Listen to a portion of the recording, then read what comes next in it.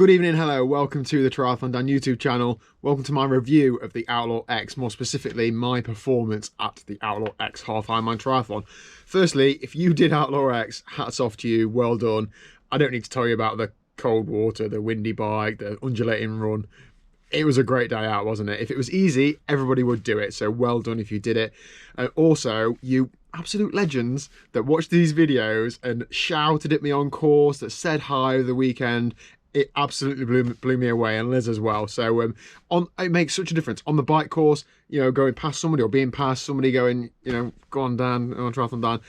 It absolutely really makes me feel warm and fuzzy inside, gives me that spur on, and I hope that when I return the favour, that has the same effect on you guys as well. So particularly on the run course, that happened to me quite a lot, so that was absolutely awesome. And also a massive shout out to One Step Beyond for putting on the Outlaw Triathlon, because it can't have been easy with all the current restrictions in place.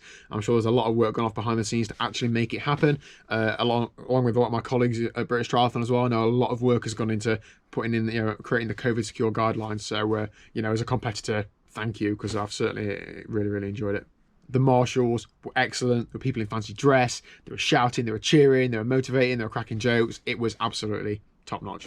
So let's get into the race performance then, shall we? My targets for the day were to try and do a PB because, you know, why not? And I'm not one of these people who I'm not always negative at my races. I know some people are always like, oh, no, I didn't do my best, or I could have done this better. I do like to focus on the positives because it's good to be positive, but also I'm going to criticise the points where I think I should have or could have done better. Let's start with the swim then. So the swim was shortened to 750 metres. Absolutely music to my ears, both because it was looking like it's going to be freezing and because I'm not the best swimmer. So it started with a dive in. Now, of course, you don't have to dive in, but I made the opportunity, run and dived in. I thought it was excellent, 10 out of 10.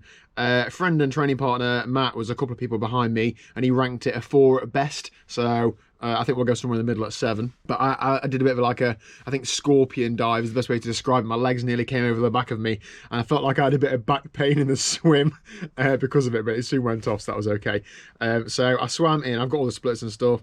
I did the 750 metres in 14 minutes and 10 seconds, and that placed me 234th. Now, with the start being a time trial start, I wasn't 234th on the road. I was 234th fastest on the day. So it's quite cool though. It tells you what your start time was, and then as we go through the day, T1 bike, how many places you made and lost. As I said, that's not on the road, that's just time overall. If it was a mass start race, then it would be on the road, but of course it's not. But it's quite cool to look at. So 14:10 for 750 meters. I think they might have included a little bit of transition, I'm not sure. 234th. I was happy with how it went. I tipped a bit of water down my wetsuit inside it before I started, about 5 minutes before, because it was going to be cold, so I got a bit acclimatized, dived in, and I didn't suffer with any panic attacks or anything like that. I just got into the swim. Yes, it was cold, but it wasn't absolutely freezing, and I swam relatively hard, but not flat out. And yeah, it was okay. I seemed to just get on the feet of the people who were in front of me and just swim with them. So yeah, I'm assuming it was Michael Phelps. So, you know, T1, this is where it started going downhill. I actually lost 120 places in T1 apparently. 8 minutes and 5. That's not great, is it? I was freezing. I struggled pulling the jacket on because I was wet. I went all dizzy, so I sat down, putting my shoes and socks on. I just thought, you know what? I'm going to take a little bit of time to actually sort myself out. And there was a lady next to me, and her hands were shaking so bad she couldn't do a helmet up. So I did a helmet up for her. That probably took about 6 minutes. So yeah, 8 minutes. But I thought, you know what? Whatever, I'd rather put a bit more time into getting warm, knowing that I'm not going to then pull out on the bike because I'm too cold. Onto the bike. Come on, TriathlonDan. I need to claw back some of that time I lost in transition. Absolutely gave it some welly. I started hard. My heart rate was playing ball. It was great. I was feeling good. I didn't go too ballistic at the beginning. I just set off between 280 and 300 watts, which is what I'd hoped to average for the whole ride. So I was bang on the money power-wise. About 17 miles in, I thought it was Jacob Tipper that came past me, and I will probably explain why I didn't say anything to me later on. It wasn't Jacob Tipper, it was actually a gentleman called Jack Rees. Now, both of those people ride for Ribble Weltite, who, if you don't know, are a Pro Conti cycling team, so they're all pretty handy cyclists. So he came past me with a POC Tempur on, you know, skin suit, aero socks, the lot, and I thought, if there's ever a ticket to a great bike split, I need to be riding with this guy within the legal limits, of course, of that 12 meters draft zone. So I thought, right, I'm going to, and I flicked off the numbers on my screen. I thought, I'm going to sell my soul to stick with this guy because I'm already about 45 minutes in. Like, how much damage can I do? I sat with him for about an hour and 10. And in that hour and 10, I did 2 turns on the front, probably a total of about 2 minutes. He was going hard. And sometimes I was thinking I was getting a bit of a draft, and sometimes I didn't think I was. It was hard to tell, really. I've never really been in that situation where I've been able to work with somebody else on the bike. Being such a poor swimmer, I've always been coming through the field on the bike, so it was new to me, but it was a whole new different skill I had to sort of try and pick up, and it was definitely great fun. But on the second time, or one of the times I went past him to try and take a turn, I said something like, because I'd seen an interview a while ago about Cam Worth and Sebastian Kienle, and Cam Worth went past Sebastian Kienle on the bike, and he said to him, "Sebi, save your legs for the run, mate." And I went past him, and I know Jake and Tipper's got quite a good sense of humour from what I see online, so I said, "Save your legs for the run, Tipper." And then obviously it wasn't, it was Jack Rees. Very shortly after, he went past me and must have put a bit of a dig in, or maybe not, maybe just riding normally, dropped me basically, and that was it. So I lasted about an hour and 10 with him. I got to about an hour and 50 in total. Then I thought, right, I need to get back into my own zone, my own pace, because he was like 100 metres up the road. I thought, I need to put a big dig in to catch onto his wheel, or just let it go. And I thought, I've worked hard, I'm going to let it go, reap those benefits, and try and not absolutely ruin my run. So I flipped back on the numbers, and I'd normalised like 303 watts for an hour and 50. Bearing in mind, for a 50-mile time trial a couple of weeks ago, I normalised like 270. So I thought, going hard. But the last sort of 15-20 miles were with a decent tailwind, so I just tried to mitigate the loss, just soft tap, work on position, all that sort of thing. Bike leg, 2 hours and 28 minutes. That dragged me up to 59th position. So what did I make there? 280 positions or something. That's not bad, is it? I was pretty happy with that. Yeah, in fact, yeah, probably 270 positions. Really happy with that. Got off the bike. Those first few steps when you jump off the bike, they're the telling steps, aren't they? You know if you've got the run legs or not. I jumped off the bike and I didn't even do a flying dismount because I thought I'm feeling a bit tired. So I stopped, got off my bike, and then started jogging in transition, and I just thought, this is going to be hard. This is going to be a long run because they were not playing ball. So I got to my bike and I didn't even rush T2. I thought, I'm going to take my shoes off slowly. Come on, legs, like, come back to me. Got onto the run, and it starts off with quite a deep grass run through transition. I was struggling on that bit, and I hadn't even pressed lap to go onto the run at this point because I was still in the deep grass in transition. So when I started on the run, I thought, okay, I'd hoped originally to run between 135 and 140. I immediately thought, there's no way I'm going to do that. Or if I can, I'd rather run it as a negative split. I wasn't confident enough to go out at that pace because if I went out steadier, I could lose a few minutes. If I went out hard and blew up, I could lose a couple of minutes per mile. So I've been there, done that, so I didn't fancy doing that again. So I started off at 8-minute miling, and I thought, you know what? If I stay at 8-minute miling, that's 145, and that's not a bad run at all. I'll be very happy with that. I thought I had laps set up on my watch that I would get a lap split every mile, and I thought that was what was happening. So I was keeping an eye on my laps, and my miles were gradually getting slower, but the lowest it went down to was like 8:15, 8:20, like right near the end. So I thought, oh great, I've really held the pace well there. I hadn't. That was my total average pace. I was actually running about 8.5-minute miling by 9 or 10 miles, but yeah, it was a good run. Wind back, got a bit ahead of myself there. About 5 or 6 miles, about 3 miles, Michael Dempster came running past me, just to support Mike. He then pulled over and started stretching, and I thought, oh, do I shout him on, or do I just take the position? So I said, hello, come on, let's get through this, basically. And he ran with me for about 1.5 miles, 2 miles, and that was great for both of us. Just a bit of chat. I'm good at chatting, as you probably gathered. I was just asking him everything, He was obviously having a bit of a tough time with cramp.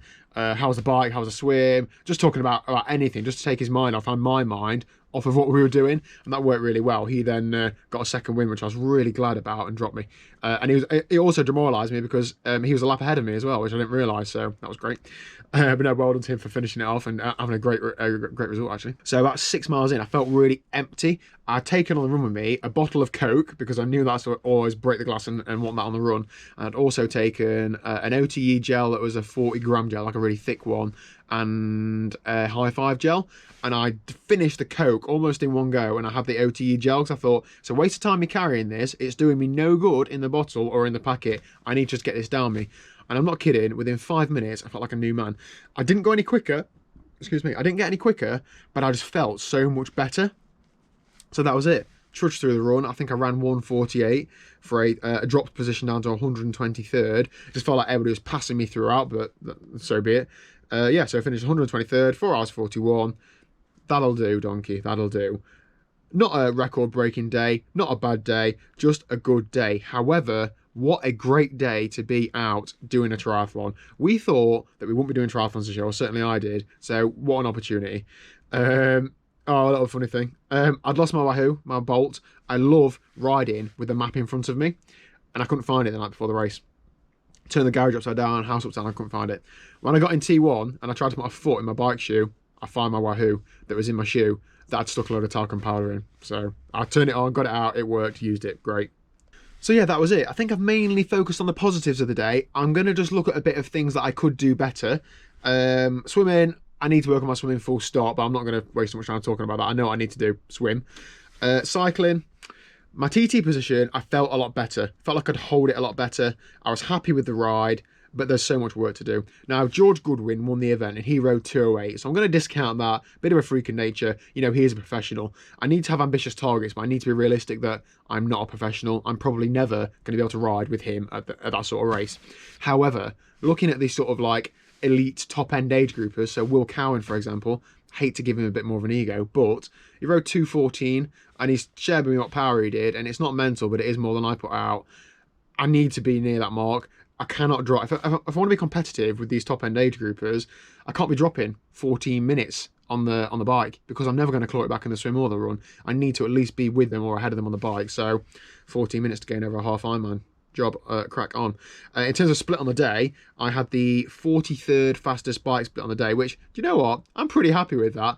Considering there was nearly 30 professionals in the race, 43rd, that will do. To put it into context though, last year at the Outlaw Half Nottingham, I had the 6th fastest bike split, with 10 minutes faster, but obviously different course, different day. So, and on to the run. Realistically, I was disappointed with the run.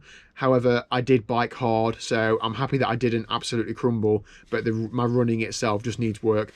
But then this year, I've run between 15 and 20 miles a week throughout all summer. It's been a funny old year, hasn't it? Lockdown, working from home. It's been, it's been weird. No events on the calendar, so I'm not gonna sort of give myself too much of a grilling. But I know I need to do more running. I sort of did 15 miles, 15 miles, 15 miles, and then 2 40-mile weeks, and then here we are, Outlaw.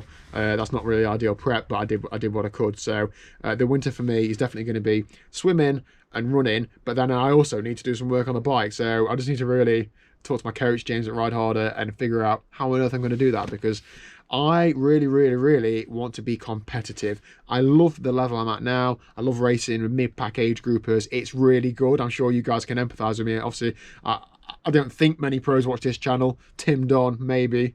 Probably not. Most of us are age groupers, aren't we? And how good is it racing as a mid-pack age grouper? You've always got somebody to chase. You've always got somebody chasing you. That's great. But probably similar to like you guys, I want more. I want to do better. So if I'm going to do better, I need to put pen to paper and I need to actually focus on it and sort some things out in my life, diet, routine, life, training, etc. So that's going to be the plan for the winter. We also need to move house in the next, today actually. Hence why I'm sat in a garage at about 10 o'clock at night doing this video. But there you go.